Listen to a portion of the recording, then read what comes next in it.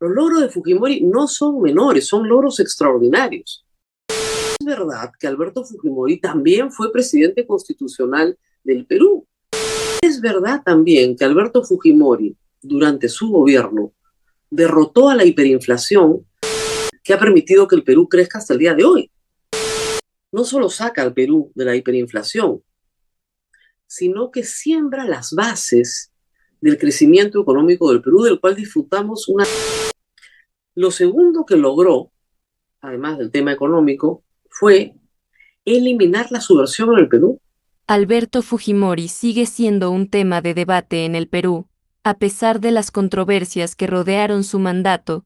La señora Rosa María Palacios, una de las más ácidas detractoras de Fujimori, reconoce que su gestión fue decisiva en varios aspectos cruciales para el país, especialmente en la recuperación económica, la lucha contra el terrorismo y la resolución de conflictos internacionales. Es verdad que Alberto Fujimori también fue presidente constitucional del Perú, elegido en 1990 en unas elecciones limpias en las que venció a Mario Vargas Llosa.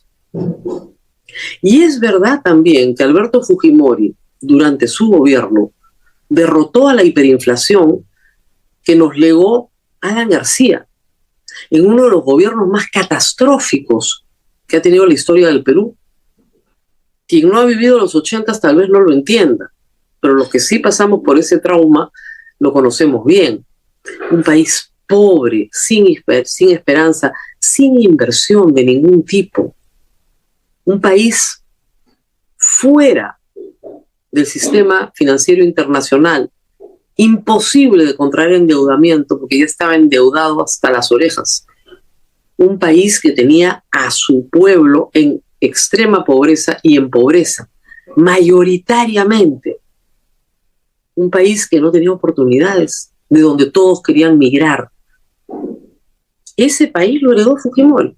Indicó también que bajo el liderazgo de Fujimori, el Perú salió de la hiperinflación, recuperó el acceso al sistema financiero internacional y se sentaron las bases para una década de crecimiento económico.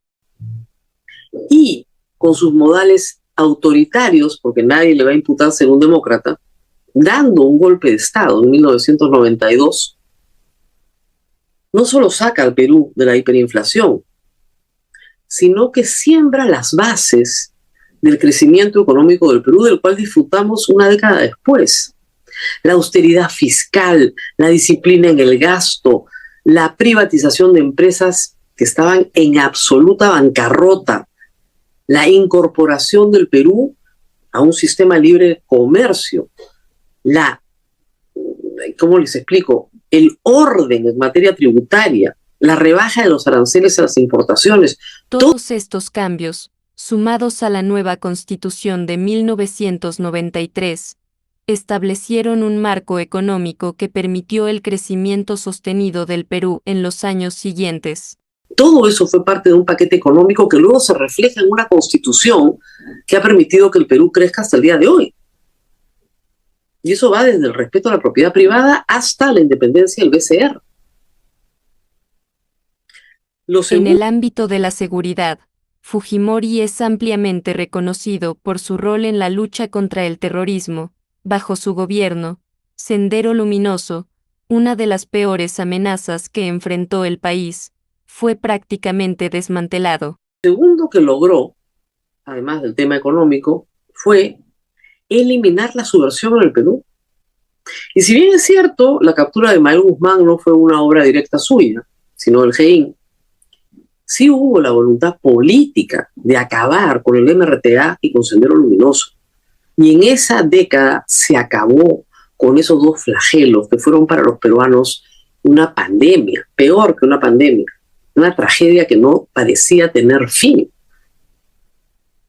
Otro hito destacado de su gestión fue la resolución del conflicto fronterizo con Ecuador. Tras años de enfrentamientos y tensiones diplomáticas, Fujimori logró firmar un acuerdo de paz en 1998, que puso fin a décadas de conflictos y costosos enfrentamientos entre ambas naciones. Y lo tercero que logró Fujimori, que es no menor en política internacional, fue la paz con Ecuador.